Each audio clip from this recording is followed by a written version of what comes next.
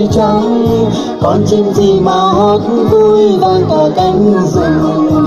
Vui chân ta cùng xuống chào. Bướm trắng bay quanh bên rừng mơ.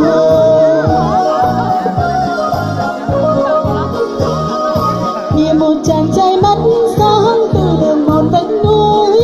Anh vui gì mà gió bay vang cả cánh rừng. Vui chân ta cùng xuống chào. Bướm trắng bay quanh bên những rừng mơ.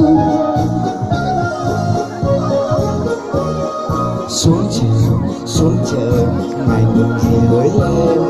Xuống chợ với em. Ấy là chàng trai khôi ngô ghê.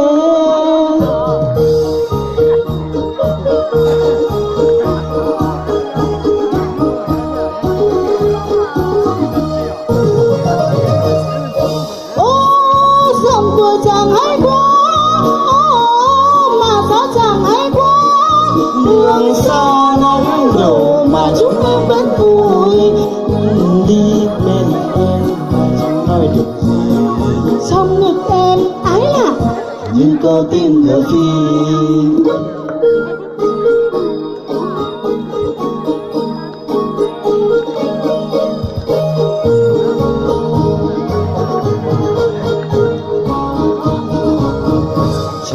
Người con gái có nụ cười đẹp quá.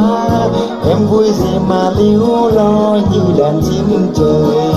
Mây bay lang thang trên núi xa mờ. Anh đây như mây bên tuổi đầy thơ.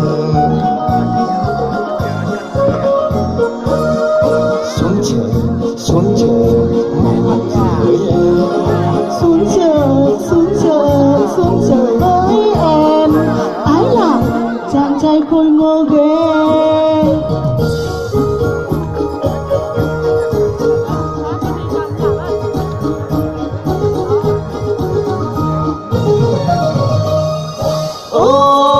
Sao buồn nàng ghê quá.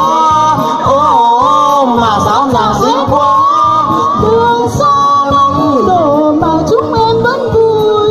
Vui chân mà chẳng mua được. Trong ngực em ái lạ như có tiếng ngựa phi. Chắc của mình vui quá. Mà sao nàng xinh quá. Đường xa nắng đổ mà chúng em vẫn vui. Chân đi bên em mà chẳng nói được gì. Trong ngực em ái lạ như có tiếng ngựa phi. Mặt trời lặn sau vách núi trở về chiều đã vắng. Chia tay lòng còn vẫn vương chưa kịp nói năng gì. Hẹn ngày chờ sau tới nhé lại gặp rừng mới. Trên con đường một núi cao bóng trăng xa mờ. Trên con đường một núi cao bóng trăng xa mờ. Trên con đường một núi cao bóng